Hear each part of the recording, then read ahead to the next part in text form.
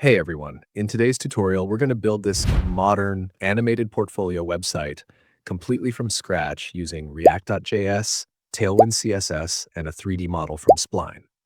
We'll use Framer Motion for smooth page transitions and reveal animations, and I'll show you how to create a custom animated cursor using GSAP. If you've ever wanted to learn how these animation libraries work, don't worry. I'll guide you through the basics of both Framer Motion and GSAP in the simplest, clearest way possible, even if you're just getting started.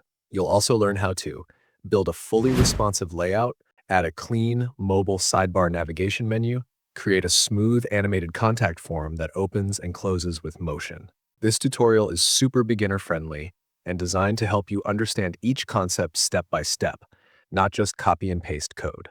By the end of this video, you'll have a polished portfolio site that's not only visually impressive, but also teaches you essential animation and layout techniques you can reuse in any project. So open up your code editor, hit that like button, and let's start building something awesome together.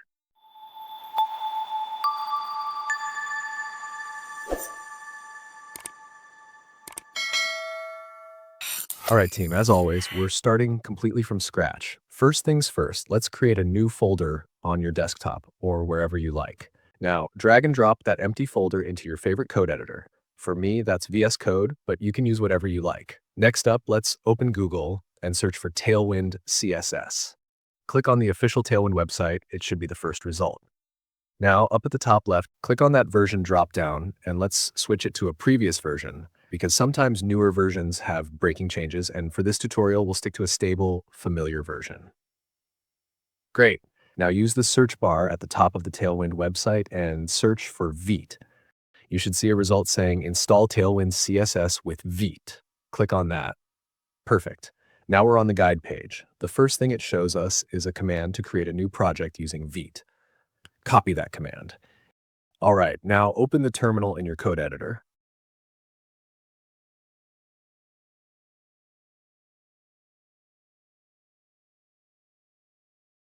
Paste that command you copied. But we don't want Vite to create a new folder. We want all our files to live directly inside the folder we already created. So when we run the command after Vite at latest, add // like this. This // just means, hey, create the project inside the current folder, and hit enter. The terminal will now ask us a few things. 1, package name. Just press tab to accept default and enter. 2, select a framework. Move down and select React.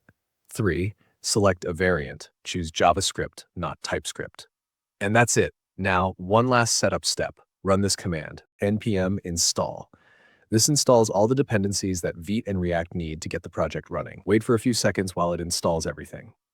Now, Vite has automatically created a project structure for us. All right, moving on. The next step is to install Tailwind CSS into our Vite project. First, let's head back over to the Tailwind CSS website. Here, you'll see there are 2 important commands we need in order to set up Tailwind properly.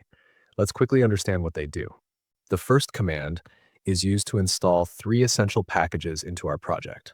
First, it installs Tailwind CSS, which is the main library providing all the utility classes we'll be using. Second, it installs PostCSS, which is a tool that helps Tailwind process and transform our CSS behind the scenes. And third, it installs AutoPrefixer, which automatically adds the necessary vendor prefixes so our styles are compatible with all modern browsers. After that, we have the second command. This command is used to initialize Tailwind inside our project, and it will automatically generate 2 important configuration files for us. One is the Tailwind config file, which allows us to customize Tailwind settings according to our project's needs. And the other is the post-CSS config file, which helps Vite know how to handle the CSS processing. Now let's go ahead and copy both of those commands. Open the terminal, paste them in, and hit enter. Let's give it a few seconds to finish installing. Once that's done, you'll see that the 2 configuration files have been created for us. That means Tailwind has been successfully initialized. Now we need to configure the template paths, so Tailwind knows where to look for our class names.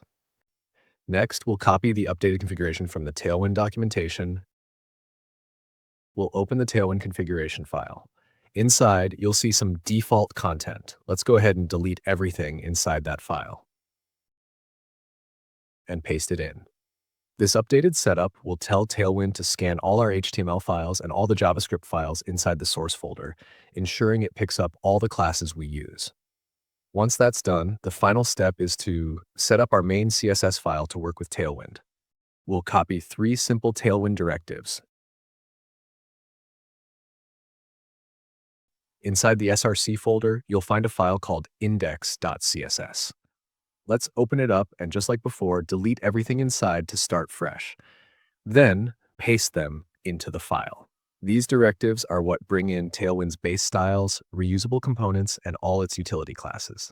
And just like that, Tailwind CSS is fully installed, configured, and ready to go in our Vite project. All right, now that we've set up Tailwind CSS, it's time to run our project and make sure everything is working properly. To do that, let's open our terminal and run the command that starts the development server. Once you run it, you'll see a local server link appear in the terminal. Simply hold Control and click on the link to open up the online version of your project in your browser.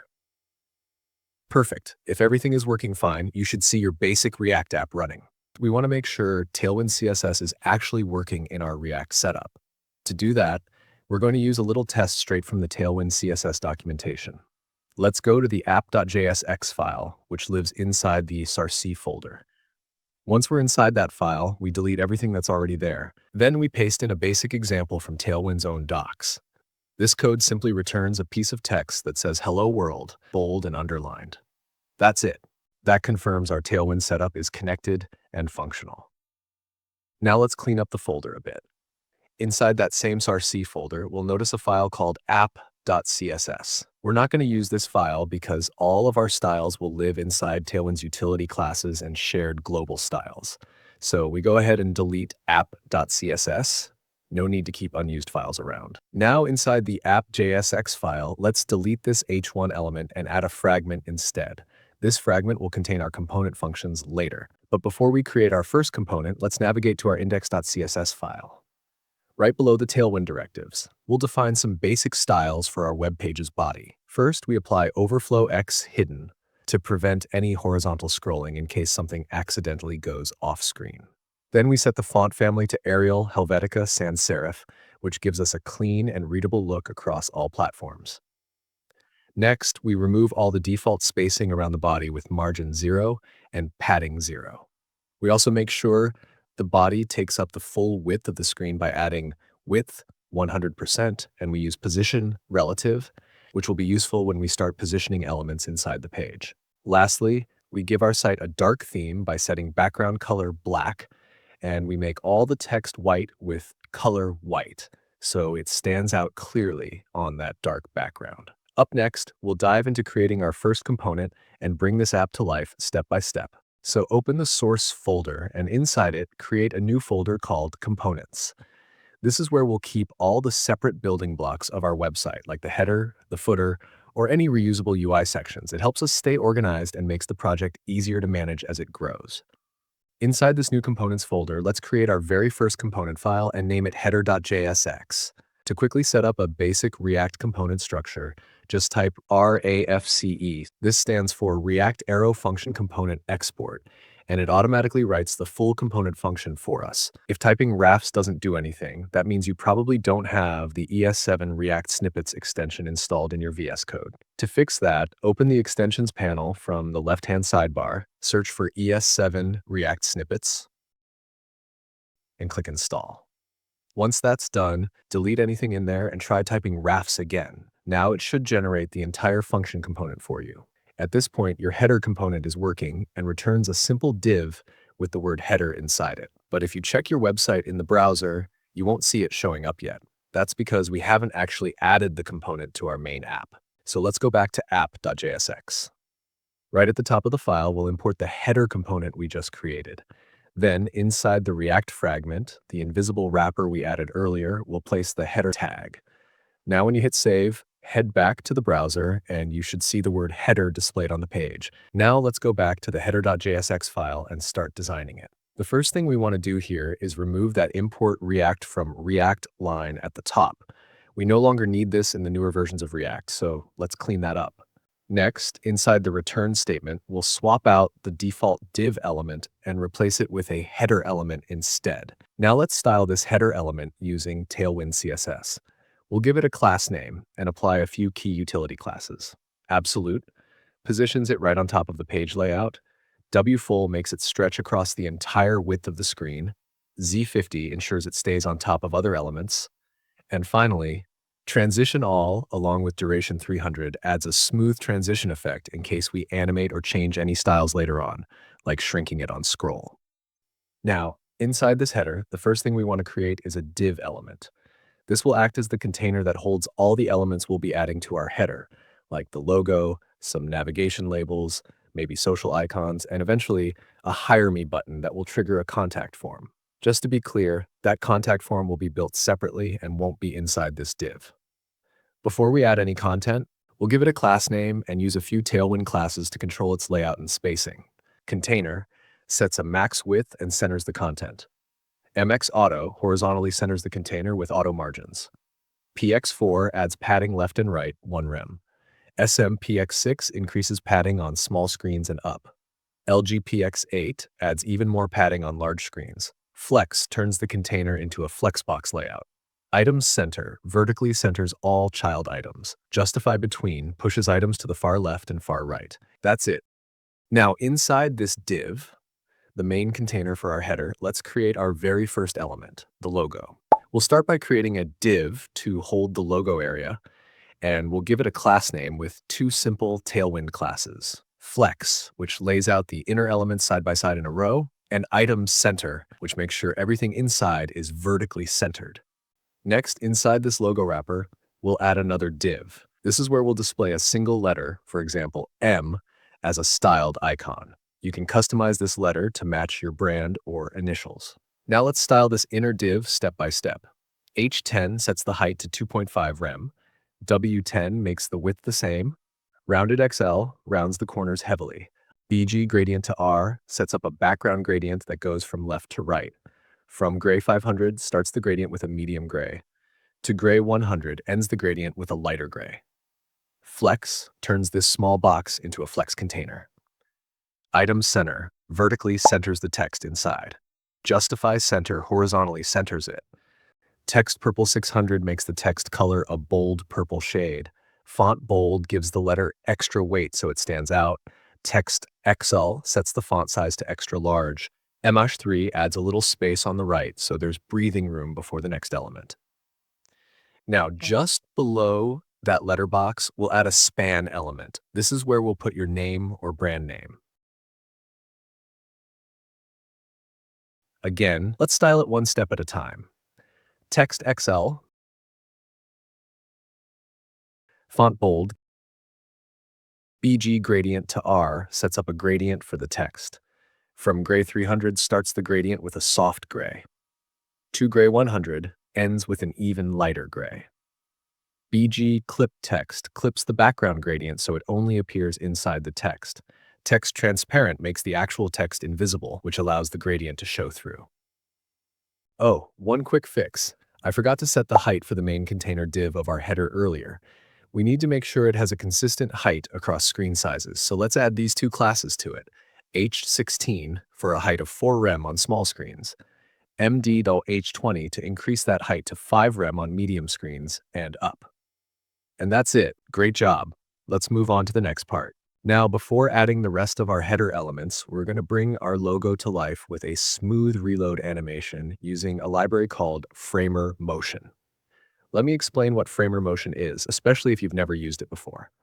Framer Motion is a powerful animation library built specifically for React. It makes it super easy to add animations to your components, whether it's fading in, sliding, scaling, or even complex gesture-based animations. What's great is that it's built to work naturally with JSX, and it uses simple props to define animations. No complicated setup, no manual keyframes, just clean and smooth animations with minimal code. So if you're brand new to Framer Motion, no worries. I'm going to walk you through it step by step. The first thing we need to do is install it. So let's open the terminal. Before we can install anything, we have to stop our React app from running. You can do that by pressing Ctrl-C inside the terminal. Now to install the library, we type the command npm install framer-motion. Then press enter and let it finish installing. Great, once it's installed, we're ready to use it in our component. So now let's go back to our header.jsx file. This is where we'll add our animation. At the top of the file, we'll import the animation tool we need. Type import motion from framer motion. That's it. Now framer motion is ready to use in this component. Next, we need to tell React which element we want to animate. In our case, we want to apply the reload animation to the entire logo, both the letter and the brand name. So we take the outer div that wraps our logo and simply change it to a motion.div. That's all you need to do to make it animatable. Just don't forget to also change the closing tag at the end to match. It should say motion.div. Now that this element is powered by framer motion, we can define the animation using some special props directly on the tag. Let's break down the animation we're applying. Initial equals opacity 0, x minus 100. This means the logo starts off invisible and positioned 100 pixels to the left. Animate equals opacity 1, x 0. This brings it back into place and fades it in smoothly. Transition equals type spring. This tells framer motion to use a spring animation. A spring has a natural bounce. It moves quickly and then slows down like a real physical object. Stiffness 100. This sets how tight the spring is. Higher stiffness means the element moves faster and feels snappier. If we made it, say, 300, it would snap really fast. Damping 25. This controls how much the animation slows down at the end. Delay 0.3. This makes the animation wait 0.3 seconds before it starts. Duration 1.2. This is the overall length of the animation in seconds. So here, the whole thing takes 1.2 seconds to complete. That's it. These small values might look simple, but together they control the entire vibe of your animation. We've now defined a reload animation for the logo. But if you reload the page right now, the animation might not work. That's because earlier we stopped the development server to install framer motion, so we need to start it again. Just open the terminal and run the command npm run dev. Now reload the browser, and boom, you'll see the logo smoothly slide in and fade into place.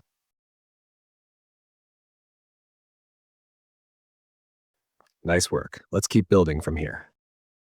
Next, right below the container div that holds our logo, we're going to create the navigation bar, specifically for desktop devices. So let's go ahead and add a new div for that. We give this div a class name and apply the following Tailwind styles. First, LG Flex. This means the navigation will be visible only on large screens and above, like desktop monitors. Before that breakpoint, it stays hidden. Then we add hidden, which hides the element by default. So until the screen size reaches the large breakpoint, this navigation won't show up. Next, we add space x8. This adds horizontal spacing between each item inside the navigation. Now, inside this navigation div, we want to define our list of navigation labels like home, about, projects, experience, and contact. And instead of writing them manually one by one, we'll use the map method to loop through them dynamically. So we create an array with those label names,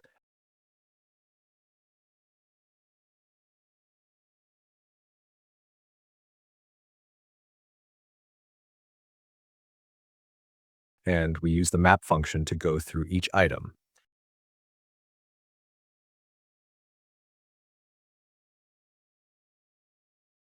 For every label in the array, we're going to return an anchor tag. That's the clickable link. Each label will be wrapped inside its own A element. We also add a key attribute with the value set to item. And here's how we'll style that link.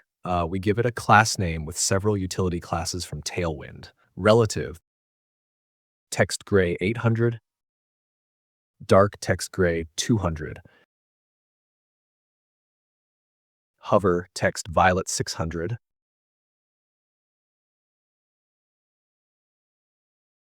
dark hover text same hover effect but for dark mode, font medium, transition colors. This enables smooth transitions between colors instead of changing instantly. Duration 300. The transition duration is 300 milliseconds, just enough to feel nice and smooth. This class is used when we want to target hover or focus states of nested elements.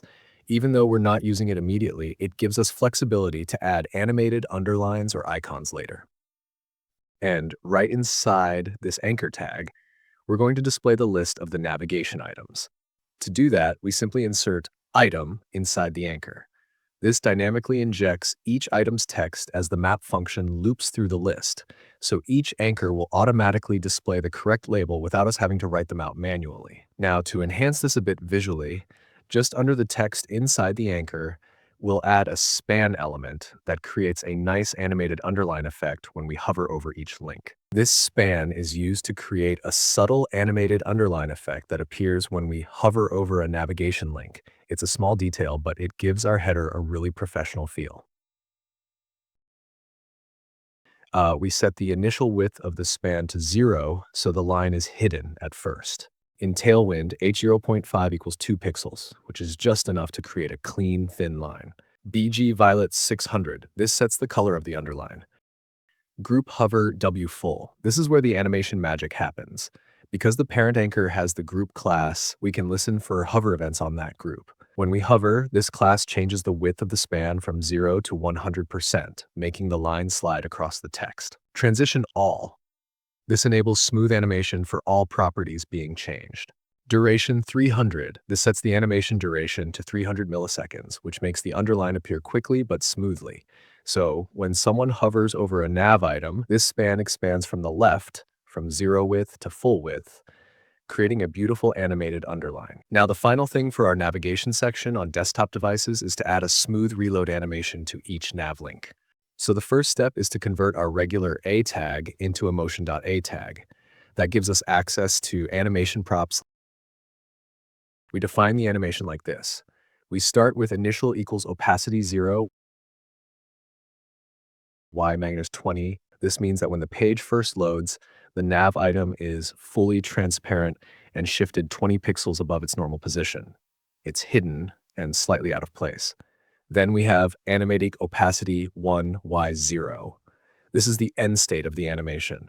The element becomes fully visible and moves into its natural spot on the page. So as the animation runs, it fades in and drops into place. Now let's break down the transition. Type spring. It makes the drop feel more lifelike and smooth. Stiffness 100. This controls how tight or snappy the spring is. Damping 20. This controls how much the motion slows down before stopping. Delay 0.7 plus index 2. This part staggers the animation for each nav item. The first one starts at 0.7 seconds, the next one waits an extra 0.2 seconds, and so on. That means each link fades and drops in just a little after the one before it, creating a clean cascading effect across the nav bar. That was it for the nav section of our desktop layout. Great work. But before we move on to the next part, let's quickly make one final adjustment. The main container div that's holding our navigation, let's change that from a plain div into a nav element instead.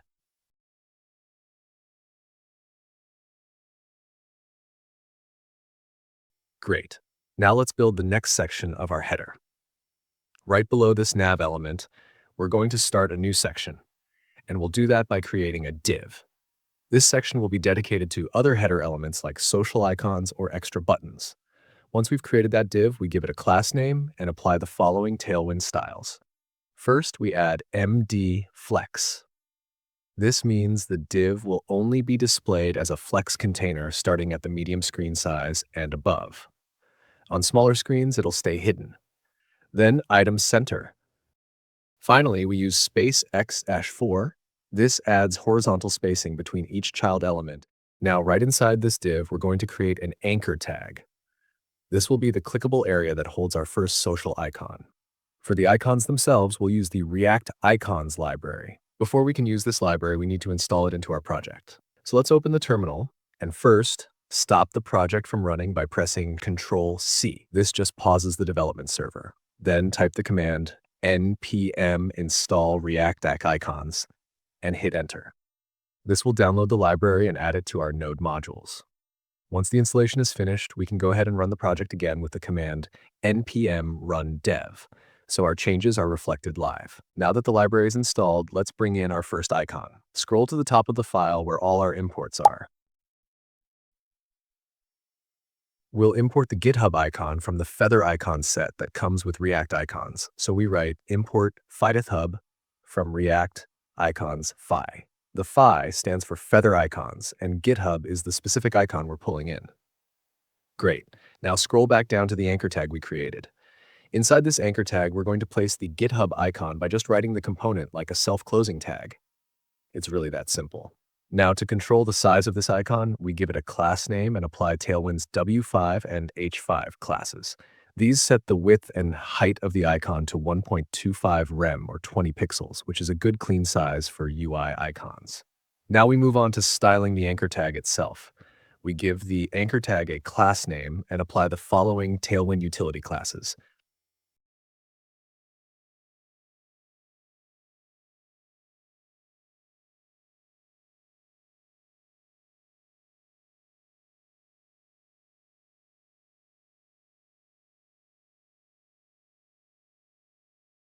This tells Tailwind to animate the color change over 300 milliseconds, which gives it a smooth, polished effect. All right, now before we start adding more icons, let's make the one we already have a bit more fun and interactive by using framer motion to apply a nice little reload animation.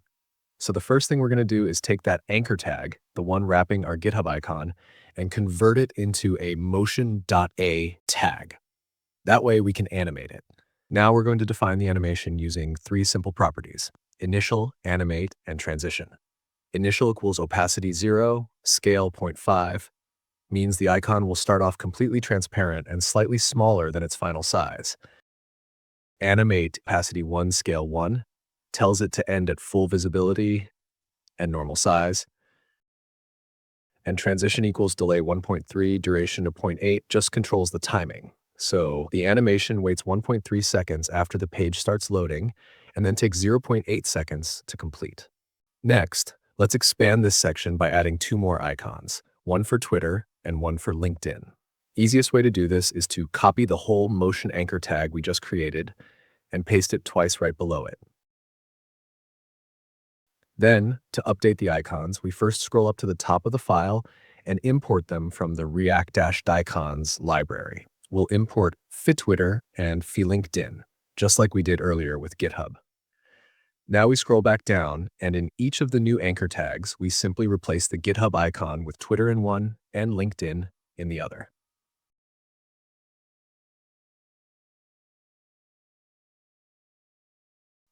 And that's it. All three icons are styled consistently and have the same smooth animation when the page reloads. Next up, we're going to add a Hire Me button that'll be used to open up our contact form. Let's get into that. This will be a call to action that later links to our contact form. So just below the container div that holds all our social icons, we're going to create a button element and type Hire Me inside it. Next, it's time to style it. ML-4 adds some left margin so the button isn't stuck to the icons. PX4Pi2 gives it padding on the X and Y axes to make it feel clickable and spacious. Rounded XL gives it soft, rounded corners. BG gradient to R from gray 400 to gray 100 creates a subtle horizontal gradient for the background. Text violet 700 colors the text in a strong violet. Font bold makes the text stand out. Then for hover effects, we use hover from violet 700, hover to purple 700 to make the background shift to a bold purple gradient on hover. Hover text white makes the text white when hovered. Finally, transition all duration 500 ensures all these changes animate smoothly over half a second. Now the button looks stylish and inviting. To keep things consistent with the rest of our header, let's give it a reload animation using framer motion. So, just like we did with the social icons, we'll convert our regular button into a motion.button. Now let's define the animation. We begin by setting the initial state. This is how the button looks when the page first loads. Opacity 0 makes the button invisible at first. Scale 0.8 makes it appear slightly smaller than its final size. Then we define the animate state, which is the final look we want the button to have once the animation is complete. Opacity 1 means fully visible. Scale 1 means it scales up to its normal size. Next comes the transition, which controls how the animation moves between the initial and final states. Delay 1.6 means the animation will wait 1.6 seconds before starting. Duration zero point 0.8 means the animation will take zero point 0.8 seconds to complete. Type spring gives the animation a nice natural bounce. Stiffness 100 determines how firm the spring is. Higher values make it snappier. Damping 15 controls how much it slows down at the end, so it doesn't keep bouncing, just gently settles in place. It looks like I made a small typo here. Always be careful. Even a minor typo can prevent your project from running correctly. Now, if we reload the page, we should see the smooth loading animation applied to all of our header elements.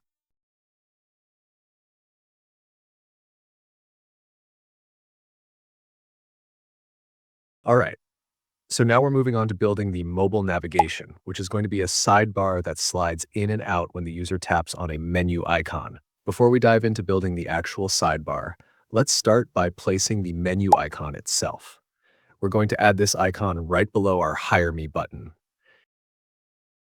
We set the icon to hidden on medium screens and above, so it only appears on smaller viewports. Then we give it flex, so it displays correctly and align the items to the center. Now, to make the sidebar open and close, we need a way to track whether it's visible or not, and for that, we'll use React State. So let's scroll up to the top of our component, just above the return statement. Here, we'll declare a simple piece of state using the useState hook. We call this state isOpen, and we set the initial value to false, because the sidebar should be closed when the page first loads. If you're using useState, we need to make sure it's imported. So scroll up and just below your other imports, let's add this line. Import useState from React. Without this import, React won't know what useState is, and your project will break. So always double check for these small things. Right below the state we just defined, we're going to add a small helper function. We'll call it toggle menu, and all it does is flip the current value of isOpen. If it's false, it becomes true. If it's true, it becomes false. This way, every time the user clicks the menu icon, we toggle between opening and closing the sidebar. Super simple, super effective. Next, to actually show different icons for opening and closing the menu, we need two icons, one for the hamburger menu and one for the close icon. These come from the React Icons library, specifically from the Feather Icons pack. So up at the top, let's import both FiMenu and Fix. Great, now scroll down into the JSX, and inside the container div, where we want our mobile menu icon to live, we're going to place a button element. This button will control the sidebar. Inside the button, we use a simple conditional. We check if isOpen is true. If it is, we show the close icon using Fix. Otherwise, we show the hamburger menu using FiMenu.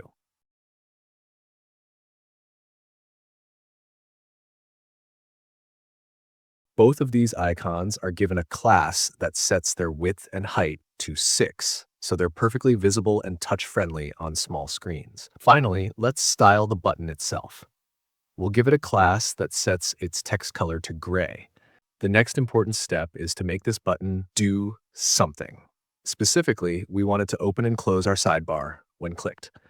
To do that, we simply add an onClick attribute to the button and connect it to the toggle menu function we defined earlier. So every time the user taps on this button, it flips the isOpen state, and based on that state, our sidebar will either appear or disappear. Now let's make this button feel more alive, and for that, we're going to use Framer Motion. We start by converting the regular button tag into a motion.button, which gives us access to animation props. Then we add a simple interaction animation using while tap. This animation scales the button down to 70% of its size when tapped, giving it a nice press effect. Kind of like it's responding to your finger. It's subtle, but it adds a nice touch of polish and professionalism to the user experience. Great. Now that our toggle button is working perfectly, it's time to build the actual mobile menu, the part that slides down or appears when the user taps on that icon. So right below the main container div, the one that wraps all of our header elements, including the logo, desktop nav, and menu icon, we're going to add a brand new div. This one will serve as the container for our mobile navigation menu. We'll give it a class name that hides it on medium screens and up using mdHidden, so it only shows on small devices. We also give it overflow hidden to ensure content doesn't spill out during animations, and we set a background color, white. Next, we add shadow elf for a soft drop shadow effect, and we apply padding on the X and Y axis using px4 and pi5 to give the content inside some breathing room. Finally, space y5 is used to add vertical spacing between all the elements inside the menu. So we're now inside the mobile menu container. Inside that, we're going to create a nav element. This will hold our navigation links, just like we did for the desktop version. We give this nav a class name that sets it up as a vertical flex container by using flex and flex call. And to make sure there's some space between each item, we add space y3, which creates a nice consistent vertical gap between the links. Now that our nav container is ready, we want to fill it with the same navigation items we used for the desktop menu. So we scroll up, find that list of labels, home, about, projects, experience, and contact, and simply copy that same array down here into the mobile section. Then, we use the map method to loop through that list. For each item in the array, we generate an anchor tag. This anchor will serve as the actual link that the user can click on. We make sure to give each one a key, which is important for React's performance and internal tracking. And of course, we also include the label itself inside the anchor, so it displays the name like home or about. Now let's give this anchor tag a class name and apply the following styles to it.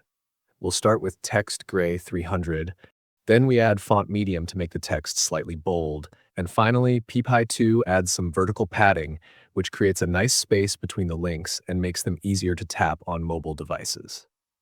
Also, let's give it an on-click attribute and pass in our toggle menu function. This means that when a user taps on any of these nav links, the menu will automatically close. We will later configure toggle menu to close the sidebar when it is clicked, but for now, this setup is perfect. Great. Now, before we add other elements to our mobile menu, we want our menu to open with a smooth animation. So let's convert this main container div to a motion.div. That allows us to animate its appearance using framer motion. Then let's define the animation. First, we set the initial state to opacity 0 and height 0, which makes the menu hidden and collapsed by default. For the animate state, we use the isOpen variable. What this means is if our sidebar is open, we want it fully visible, so opacity is 1. If it's closed, we set opacity to 0 so it fades out. Next line, height is open. Here we're saying if the sidebar is open, we want it to automatically grow to fit the content, so we use auto. But when it's closed, we collapse it to height 0. And that's the closing brace.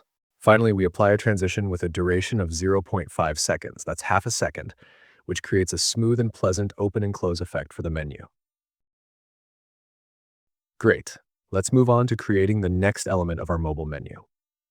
So now, right below this nav element, let's create a new div.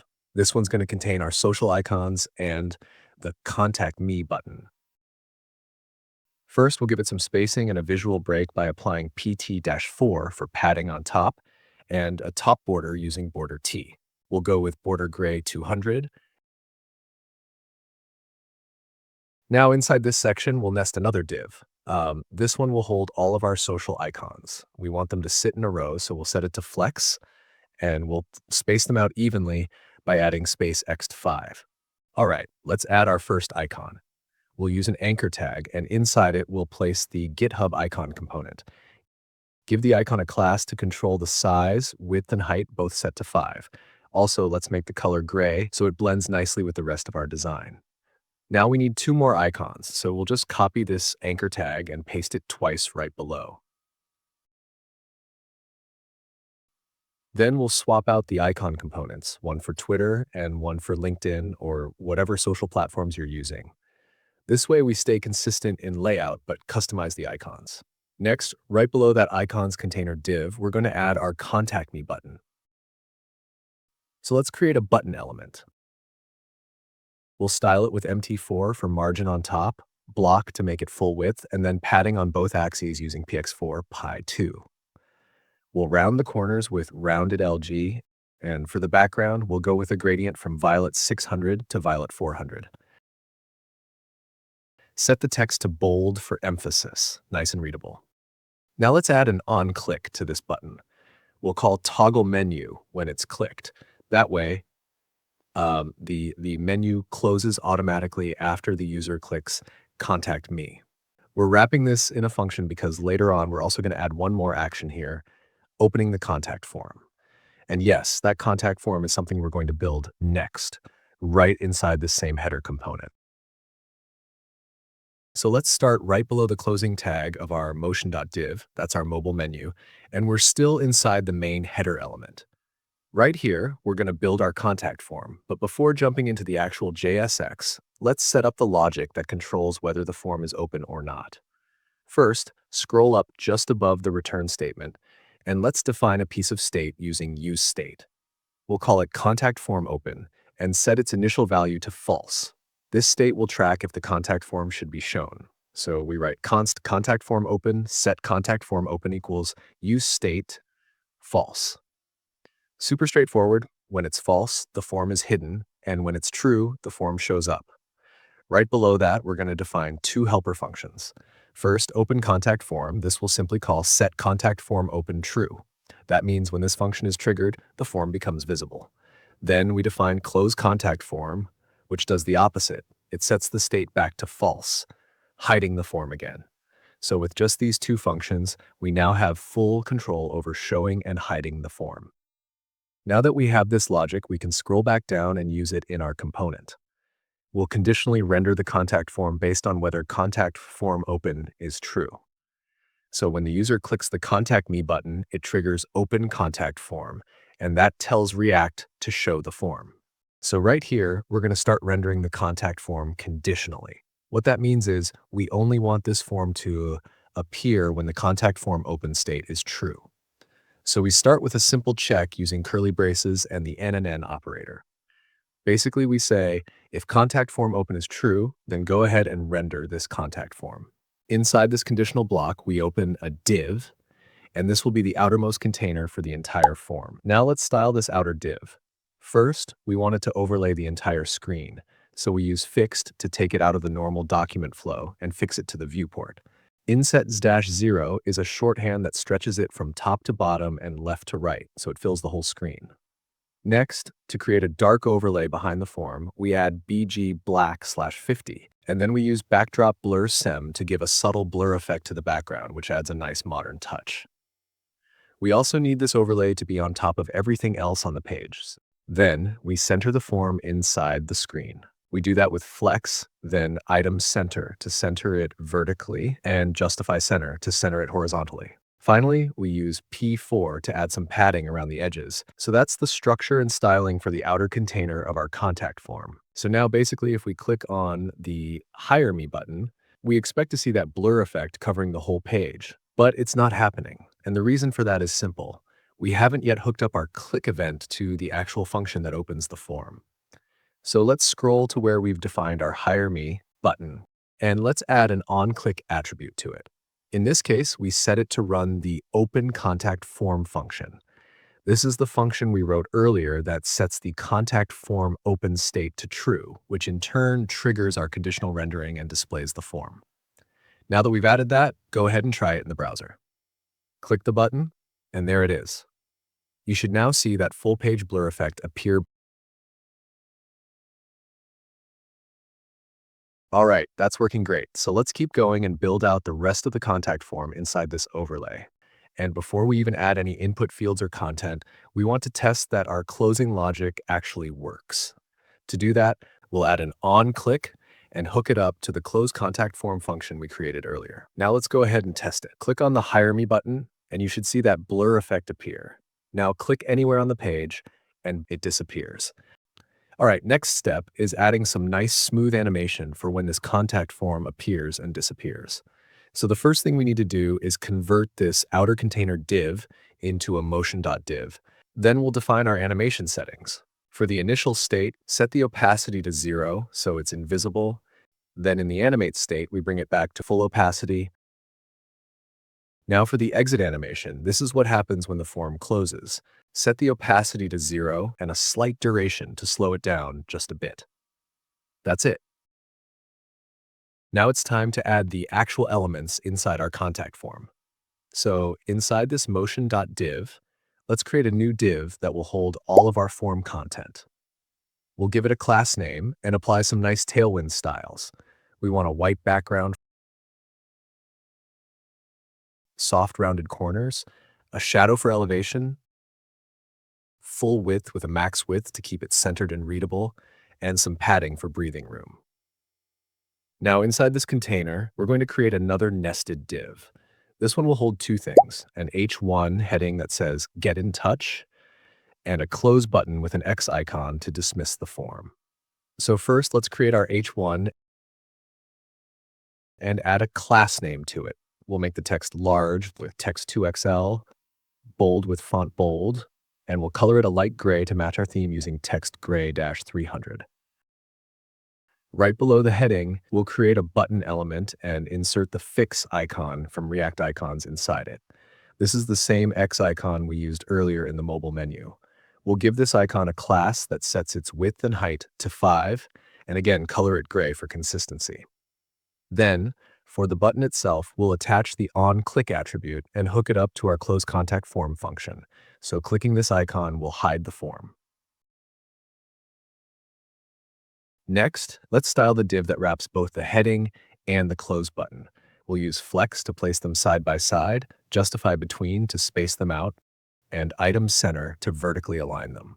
Finally, we'll add a bottom margin with MB4 to give the form some space before the next section. Before we move on, let's make the close icon pop just a little more by setting its font weight to extra bold. That'll make it visually stronger, easier to notice. Also, now that we have a proper close button, we can remove the temporary onClick equals close contact form we added to the outer container earlier. That's no longer needed. Perfect. Now we're ready to move on, and right below this section, we'll start creating our input fields for the contact form. First, we'll create a form element, and to space out each input vertically, we'll give it a class name of space y4, which adds consistent spacing between the children. Inside the form, let's start with the first input. For cleaner structure, we'll wrap each label and input pair inside a div. So inside this div, we'll first add a label element. We'll give it an HTML4 attribute set to name. The visible text of the label will be name. Now let's style the label. We'll give it a class name that applies block display so it sits above the input, TextSem to make the font size smaller, font medium to give it a medium weight, and color it light gray with text gray 300. Finally, we'll mbeam-1 to create a little margin below the label before the input field. Great, now right below that label, we'll create the actual input element. We'll keep the type as text since it's for a name, and set the ID to name so it matches the label. We'll also add a placeholder that says your name to guide the user. For styling, we'll give this input full width using wfull, some padding with px4 and py2, and a border using border and border gray 600 for a subtle outline. We'll round the corners with rounded LG for a soft, modern feel. And to improve the focus experience, we'll use Focus Ring 2 and Focus Ring Violet 500 for a glowing effect, and match the border color with Focus Border Violet 500. Finally, we'll give it a dark background using BG Gray 700 to match the overall dark theme of the form. That's our first input, done. Clean, styled, and accessible. Now we need two more inputs, one for the user's email and another for their message. To keep things efficient, let's go ahead and copy the entire div that contains both the label and the input for the name field, and then paste it 2 times right below. Make sure everything is properly indented so it stays clean and readable. Starting with the second input field, we'll update the HTML4 attribute inside the label from name to email, and change the text inside the label to email so users know what to type. Then, inside the input itself, we'll change the type from text to email and update the ID to email so it matches. Lastly, update the placeholder text so it reads your email for clarity. Great. Now let's move to the third and final input field. First, change the HTML4 attribute in the label to message, and also update the visible text inside the label. Then replace the input element with a text area element. We no longer need the type attribute here because it's not an input, it's a text area. Instead, we'll add a rows attribute and set it to 4 to make it a good height by default. Change the ID to message to keep it connected to the label, and finally, update the placeholder text to say, "How can we help you?" to prompt the user. And that's it for the input fields. We now have one for the name, one for the email, and a message box, all properly styled and structured. Let's move on to the submit button. So we want to create the button right inside the form element, and we'll place it directly below the message input field. Let's go ahead and create a button element with the text send message inside it so users know what action they're taking. Now we style it by adding a class name. We'll set the width to full so it spans the container, and we'll give it some padding with px4 and py2 to make it comfortably clickable. For the background, we'll apply a gradient from violet 600 to violet 400 for a nice vibrant look. And we'll also add hover states that shift the gradient to deeper violet and purple tones to give it some interactivity. Add transition all and duration 300 so the hover effect feels smooth, and round the corners using rounded LG. Then we'll apply a subtle shadow with shadow MD and increase it on hover using hover shadow -LG along with a violet tinted shadow for extra depth.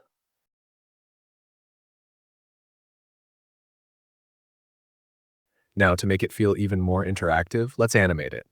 We'll convert this regular button into a motion.button so we can add motion effects.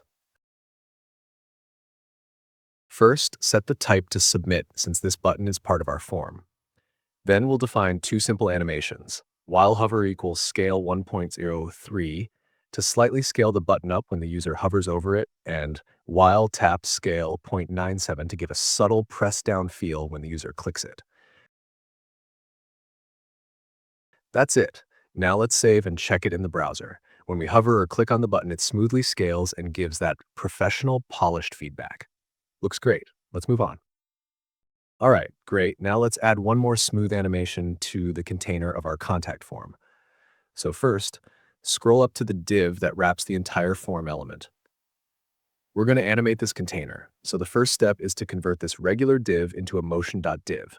And don't forget, anytime you open with a motion.div, the closing tag at the bottom also needs to match, so update that one too.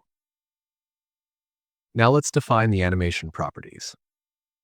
For the initial state, when the component first mounts, we'll set the scale slightly down to 0.8, opacity to 0, and move it down a bit using Y30. Then for the animate state, when it's fully open, we scale it back up to 1, bring the opacity to 1, and move it to its original position with Y0. For the exit animation, when we close the form, we'll return everything back to how it started, scaled down, faded out, and pushed down again.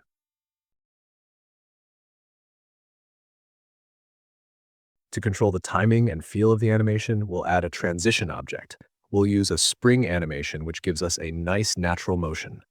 We'll set the damping to 30 and the stiffness to 200 to get that snappy feel, and a duration of 0.8 for a smooth overall effect. Now, if you try opening the contact form, the animation feels great. But when we close it, it feels a little off, kind of abrupt. That's because React removes the element immediately on unmount, and the animation doesn't have time to finish. To fix this, we'll use a helper from Framer Motion called Animate Presence.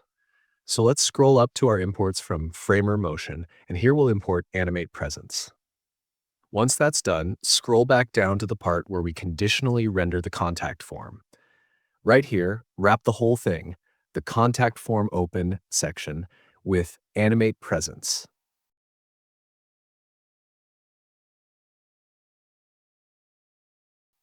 Then, make sure to properly indent everything inside this wrapper so it stays clean and readable.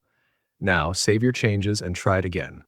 You'll see the form fades out with that same smooth animation instead of just vanishing instantly. Much better, way more polished. All right, now remember, we already created a Contact Me button inside the mobile menu earlier, and just like the desktop Hire Me button, this one is also supposed to open the contact form when clicked. So let's go find that button. You'll see it sitting just above the contact form code in the mobile menu section. So inside the onClick attribute of this button, we call Open Contact Form to pop up the contact form. This way, both actions happen smoothly in sequence when the user taps that button. Everything's synced up, and with that, we can say the header section is complete. That was a pretty detailed section, and there were quite a few moving parts between the navigation, mobile toggle, animations, and contact form. But now everything's working beautifully. Oh, and by the way, I just noticed there's an import statement I accidentally left in the file, so let's go ahead and remove that to keep our code clean. Now let's move on to the next big piece, the hero section. So we'll go into our components folder and create a new file called herosection.jsx. Inside that file, let's use the handy shortcut RAFCE. This stands for React Arrow Function Component Export. Next, we want to bring this new hero section into our app. So open up your app.jsx file, and at the top, import the hero section component. Then go down into the return statement and add the hero section right below the header component. Cool. Now the hero section is wired into our app and ready for content. Let's go back into the hero section file for a little cleanup before we start building.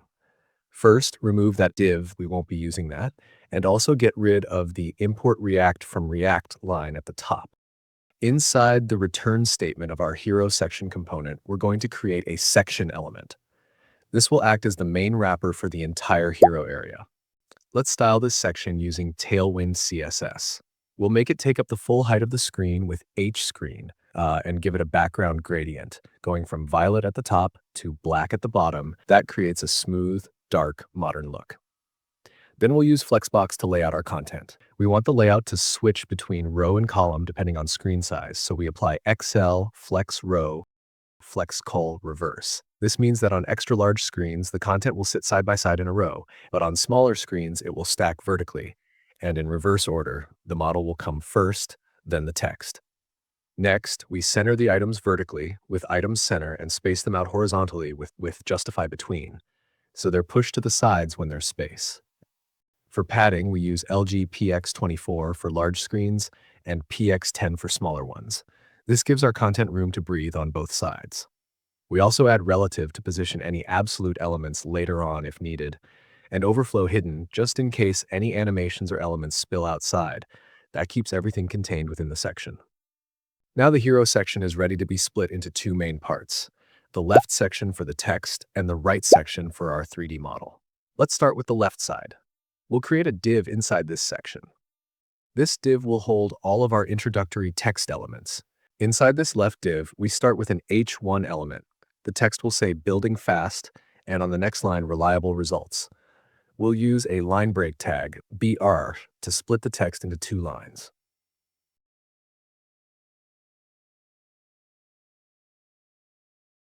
Now, for styling this heading, we want it to stand out. For size, we use responsive text sizes, text 5XL on small screens, MD text 7XL on medium screens, and LG text 8XL on large screens. This ensures it scales nicely across devices. So we give it a bold font with font bold, a high Z index with Z10 to keep it layered on top of anything behind, and some spacing below it with MB6. Now we've got a strong, bold intro heading in place on the left side of our hero section. So before we move on to the next text element, we're going to add a simple but smooth entrance animation to our heading using Framer Motion. To do that, we first need to import motion from the Framer Motion library. So right at the top of our file, we add the line that brings in motion from Framer Motion. Once we've got that, we go back down to our H1 element and we convert it to a motion.h1. That tells Framer Motion to treat it as an animated element. Now let's define the animation.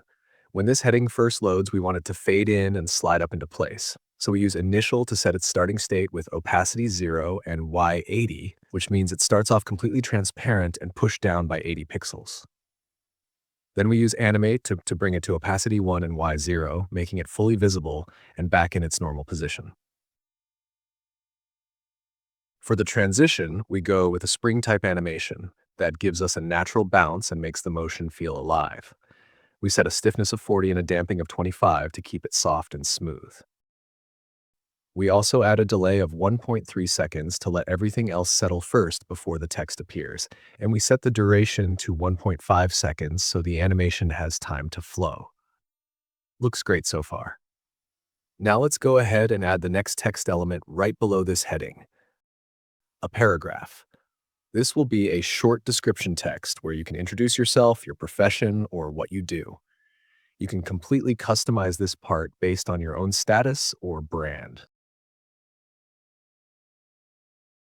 And for styling, we give it a class name with the following Tailwind styles: Text XL for small screens, MD Text 1XL for medium screens, and LG Text 2XL for larger screens, so it scales well. We make the text color a soft purple using Text Purple 200 and limit the width with Max W2XL to keep it clean and readable. Now, just like our heading, we want this paragraph to have a smooth reload animation as well. So we convert the P into a motion.p. Then we define its animation using the same pattern.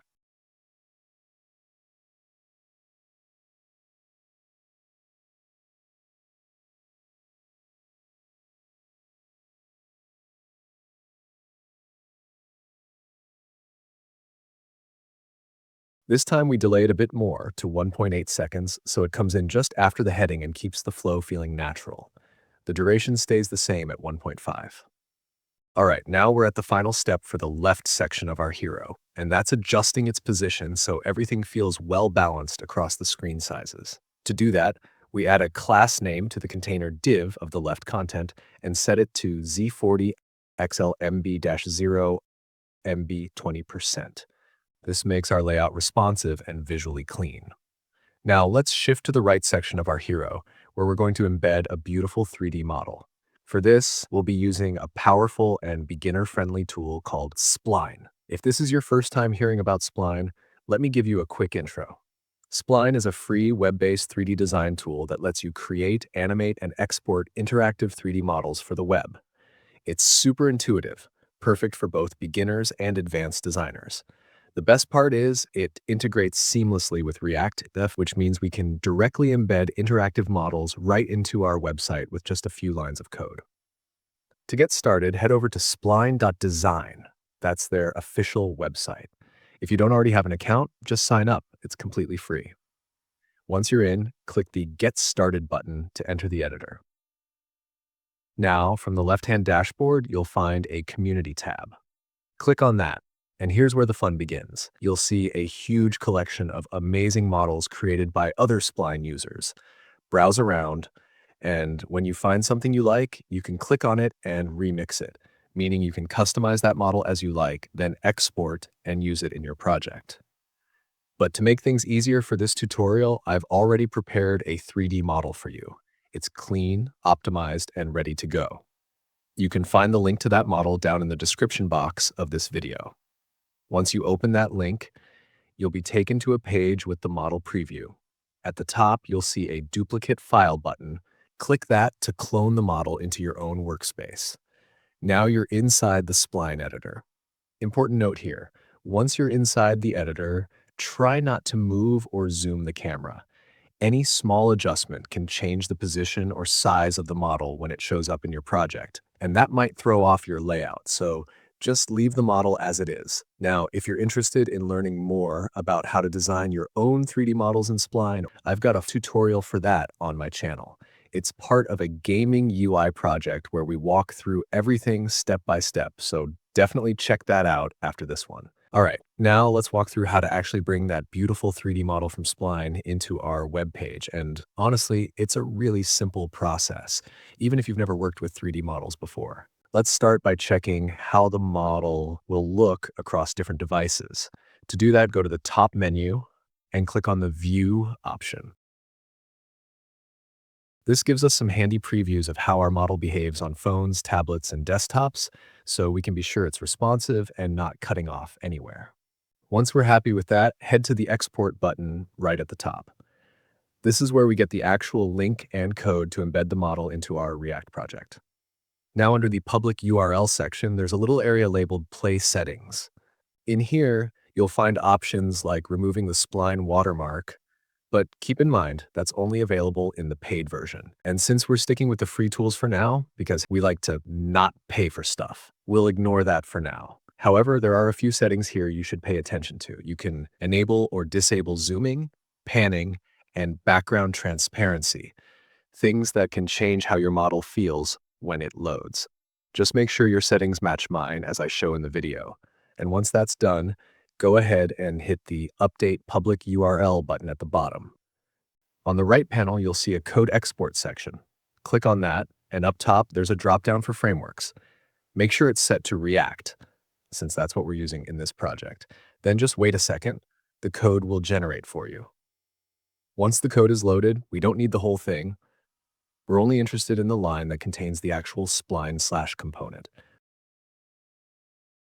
So copy that line, and now switch back over to your code editor. Scroll down to the area right below the left section's div. That's where we'll paste the spline element. Paste it in, save the file, and oops, everything breaks. That's totally expected. The reason our app crashes now is because we haven't actually installed the Spline library into our project yet. So open up your terminal, and if the development server is still running, stop it first by pressing Ctrl+C. Then run the command npm install at splinetool/react spline. Hit enter and wait for the installation to complete. Once that's done, start your app again by typing npm run dev. Now, back in the component file where we added the spline element, we need to import the library so that React knows how to render it. Scroll to the very top of your file and add this line. Import spline from @splinetool/react-spline. Save the file again, and now if you go back to your browser and refresh the page, the 3D model appears. It's fully interactive, smooth, and it looks amazing sitting in the right section of our hero layout. And just like that, we've successfully embedded a real-time 3D model into our website using Spline and React. No complex WebGL code, no headache. All right, now let's take care of that little watermark that appears with our Spline model. Since we're using the free version of Spline, the watermark is going to stay. We can't completely remove it unless we upgrade to the paid version. What we're going to do is give our Spline element a class name. So first, we add the class and apply absolute positioning. This lets us manually control exactly where the model sits within the section. Next, we use XL right 28%. This moves the entire Spline canvas far to the right only on extra large screens, basically shifting the watermark out of view while keeping the model itself centered and visible. It's a little hacky, but it works beautifully on desktops. However, the position of the 3D model on smaller screen sizes should be slightly shifted upward for improved layout and visibility. So to handle that, we layer on a few more responsive utility classes. We set right 0 to reset the right positioning on smaller screens. Then we apply top 20% to nudge the model upward a bit so it stays nicely balanced vertically. Finally, we use LG top 0 to bring the model back to normal top alignment on large screens and up. Now, once you save and head back to your browser, open up your device preview tools, or just manually resize the window, and you'll see that the model looks clean and well-positioned across all screen sizes. Now we've arrived at the final touch for this project, and it's going to be a fun one. We're going to add a custom cursor to our website, and to make it feel smooth and interactive, we'll animate it using GSAP. Before we jump into the code, let me quickly explain what GSAP is for anyone who's new. GSAP, which stands for Green Sock Animation Platform, is a super powerful and flexible JavaScript animation library. It's used by professionals all over the web to create high-performance animations, from simple fades and slides to complex scroll effects, 3D transformations, and even full animation timelines. What makes GSAP stand out is how smooth and performant it is, even with really complex animations. It works seamlessly with vanilla JavaScript, but also plays nicely with frameworks like React, Vue, and others. Now, in our case, we'll use GSAP to control the behavior of a custom cursor, basically a small circle or shape that follows the user's real mouse pointer around the screen, but with smooth motion and a bit of delay. This kind of effect gives your site a more modern and polished feel, and GSAP makes it really easy to handle the logic behind the motion. The way we'll set it up is, we'll create a separate component for the custom cursor. So first things first, we head into our components folder and create a brand new file. We'll name this one custom cursor JSX. Now inside this file, we're going to use a shortcut to create our React component. So I'm going to type RAFCE, which is just a snippet that quickly generates a React arrow function component with export. With that in place, we now want to make sure this component is actually showing up in our app.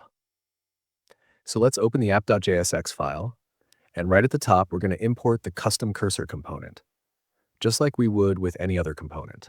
Once that import is done, we'll add our custom cursor / component right below the hero section. All right, let's switch back over to the custom cursor.jsx file. You'll see an unnecessary React import at the top. We can remove that because we're using the latest version of React. Then, inside the return statement, we currently have a default div. We don't need that either. Instead, we'll replace it with a fragment, which is just a shorthand way of grouping JSX elements without adding any extra HTML to the DOM. All right, let's begin building the core logic behind our custom animated cursor using React. To kick things off, the first thing we need to do is create references to the cursor elements that we'll be animating. These references will allow us to directly access and manipulate the actual DOM elements, which is necessary when working with animations. So let's start by going to the top of our component file and importing two hooks from the React library. We need useRef, which helps us reference elements in the DOM, and useEffect, which allows us to run side effects like animations when the component mounts. Once those are imported, we'll scroll down inside the component, right above the return statement, and define our cursor references. We're going to define two useRef hooks. The first one will be called cursorRef, and this will point to our main cursor element. The second one will be cursorBorderRef, which will reference a second element, usually a larger border circle that follows the main cursor for that smooth trailing effect. By setting up these refs now, we're laying the foundation to animate them later using GSAP, tracking the mouse position and syncing the visuals in real time. All right, now that we've set up our references, it's time to actually build the visual part of our custom cursor right inside the return statement. So let's start by creating the main dot that represents the core of our custom cursor. We're going to add a div for this dot and attach the cursor ref we created earlier to it. This ref will allow us to animate it later using GSAP. Next, we need to style this dot so it looks clean and modern. First, we apply fixed, which ensures the dot stays in a constant position. Then we use top 0 and left 0 to initially position it at the top left corner. For size, we go with a width and height of 20 pixels each, which makes it subtle but still visible. The BG white gives it a bright white color, and rounded full makes it a perfect circle. Next, we add pointer events none. This is super important because it tells the browser to ignore this element when it comes to clicking or hovering, so it won't block buttons or links underneath. We also give it a high Z index using Z99 so that it stays on top of all other content on the page. Finally, we apply mix blend difference. This is a really cool trick that inverts the color of whatever is behind the cursor dot, making it look awesome whether it's over light or dark backgrounds. And that's it. Now that we have our main cursor dot in place, let's complete the custom cursor by adding the outer ring. Right below the dot's div, we're going to create another div slash. First, we attach the ref cursor border ref to this div. Just like the dot, this reference allows us to animate and control it later using GSAP. Then we style it with Tailwind to get the perfect visual. We start again with fixed top 0 and left 0 to keep the ring locked to the screen and aligned from the top left initially. For the size, we give it a width and height of 40px each. Double the size of the dot so the ring clearly wraps around it.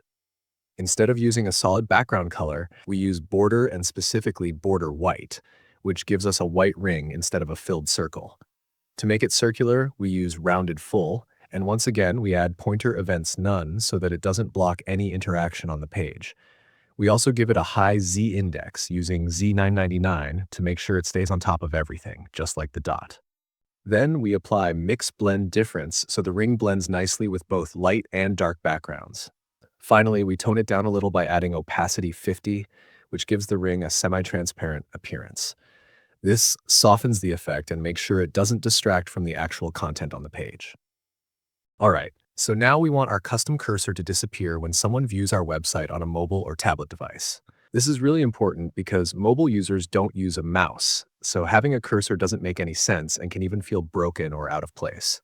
To handle this, we're going to add a quick check at the very top of our component's return logic. The idea here is to detect if the user is on a small screen, like a phone or a tablet, and if so, just completely stop rendering the cursor component. To handle that, first, we create a condition to check if we're running in the browser. So the very first thing we say is if the window object exists, we're good to go. Then we use something called match media, which is like writing a media query, but in JavaScript. We pass in a condition that says, is the screen width 768 pixels or less? That's basically anything from a smartphone up to a smaller tablet. If this condition is true, we know the user is on a mobile device. And finally, if the screen is too small, meaning the user is on mobile, we return null. That means don't render anything at all from this component. Shrink your browser window down to mobile size and refresh the page. The cursor disappears. Widen the screen again, refresh, and just like magic, it's back. Now it's time to implement the core logic for animating our custom cursor. To achieve this, we'll use React's useEffect hook. This hook runs when the component mounts, kind of like saying, hey, browser, once this component is added to the page, do this setup work for me. So the first thing we do here is grab the actual DOM elements of the cursor and its border using React refs. We've already defined those earlier with useRef, and now we're accessing the current elements they point to, one for the center dot and one for the ring around it.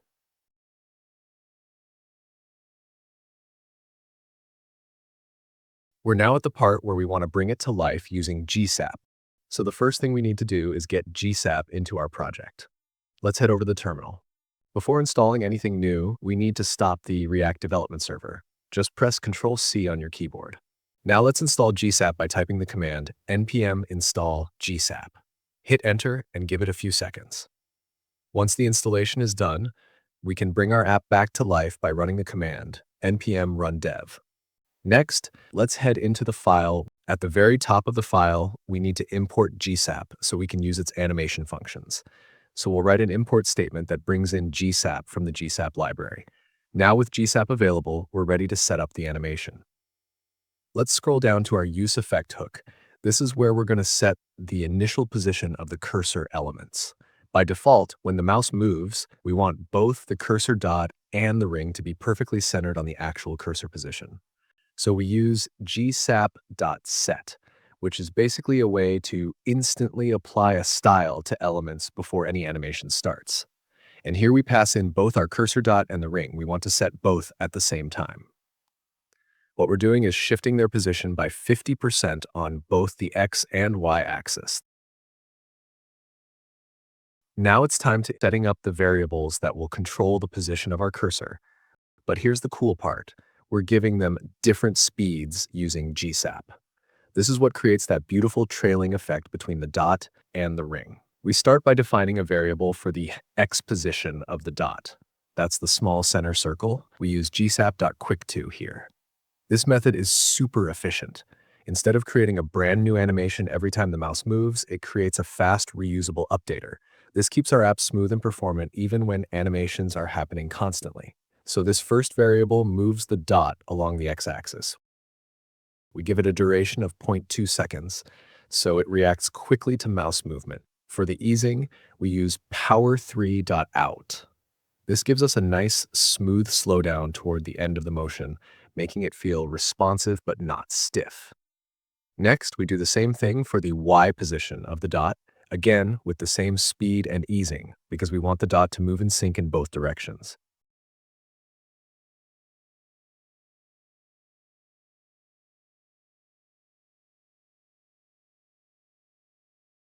Now, here comes the magic. We define a separate set of variables for the ring. That's the larger circle around the dot, but this time we slow the movement down.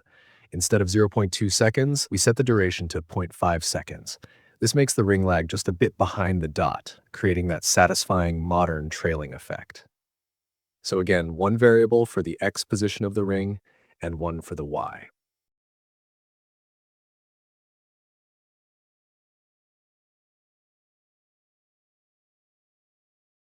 For easing, we're using slightly different values to add more character. One uses power.out and the other power3.out. Both of these are easing functions provided by GSAP that give our animations a smooth, professional feel. What we've done here is separate the speed and feel of the center dot and the outer ring. But when I save the file, the app breaks. This kind of thing happens all the time when you're coding, even as a pro developer. Most of the time, it's just a small typo or a minor mistake, and the fix is usually quick once we find it. So, to debug this, let's head over to the browser where our app is running. Right-click anywhere on the page, then from the menu that pops up, let's click Inspect. This opens up the Developer Tools. Now, from the top of the panel, click on the Console tab. This is where JavaScript will report any errors it's seeing in our code. There's a red error message coming from our custom cursor.jsx file. Let's open it up to see what's going wrong. The error message is pointing us to our useEffect hook, saying it's not working the way it should. Now let's scroll up and check the import statement. And there it is. I made a small typo. I accidentally typed useEffects instead of useEffect. And as soon as we save, the error disappears and the app works again. All right, now that we've defined the logic for how our custom cursor should animate, with different speeds for the inner dot and the outer ring, it's time to actually bring that cursor to life. And to do that, we need to hook it up to real mouse movement on the screen. So let's start by creating what's called a mouse move handler. This is basically a function that runs every time the mouse moves. Inside this function, we'll tell our cursor elements exactly where to go based on the mouse's current position. We begin by defining the function and giving it access to the event object. That's the E you see there. Now here's the cool part. Inside the function, we use those position values, e.clientx and e.clienty, to update the cursor's location. They're powered by GSAP and are ready to smoothly animate our elements. So here we simply pass the mouse's current X and Y positions into them. We do the same for the outer ring, the cursor border, using the xToe border and yToe border functions. Once that handler function is set up, the final step is to make sure the browser actually runs it whenever the mouse moves. And that's where we add a mouse move listener. We do this by telling the browser, hey, every time the mouse moves, run this handler function. So we attach our function to the mouse move event on the window itself. This way it works anywhere on the page. I made another typo, this time in the handle mouse move variable. Make sure it's written in proper camel case format to avoid any issues.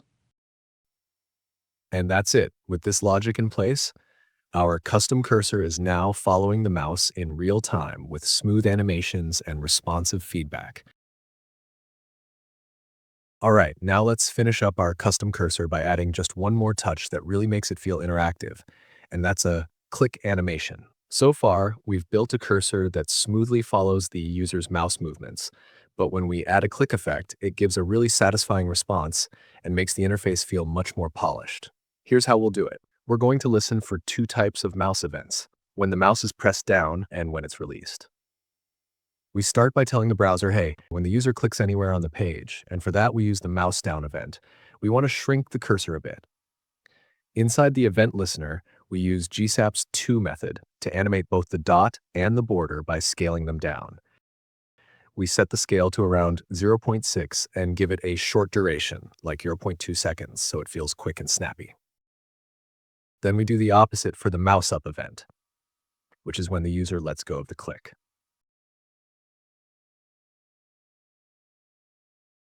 This time, we tell GSAP to scale both cursor elements back to their original size,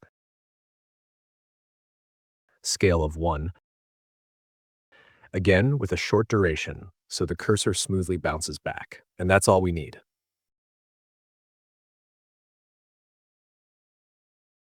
Upon clicking, the scale down animation is triggered as expected, but the element doesn't revert to its original size. This behavior is due to a typo I introduced in the code. After correcting it, the animation now performs as intended, scaling back smoothly to its default state. There's just one last step to polish things off. You may have noticed that even though our custom cursor is working, the default browser cursor is still showing up underneath it. We want our custom cursor to be the only one the user sees. So to remove the default one, we're going to head over to our index.css file. We target the body element and simply tell it, don't show the regular cursor. This is done by setting the CSS cursor property to none. Once we do that and save the file, the browser's built-in cursor disappears completely, leaving just our custom cursor on screen. And just like that, we're done. Everything is looking clean, smooth, and super modern. So congratulations for making it all the way through this project. If at any point something didn't work or a part of my explanation was unclear, don't hesitate to drop a comment below. I'll be more than happy to help you out. Keep building, keep experimenting, and I'll see you in the next tutorial.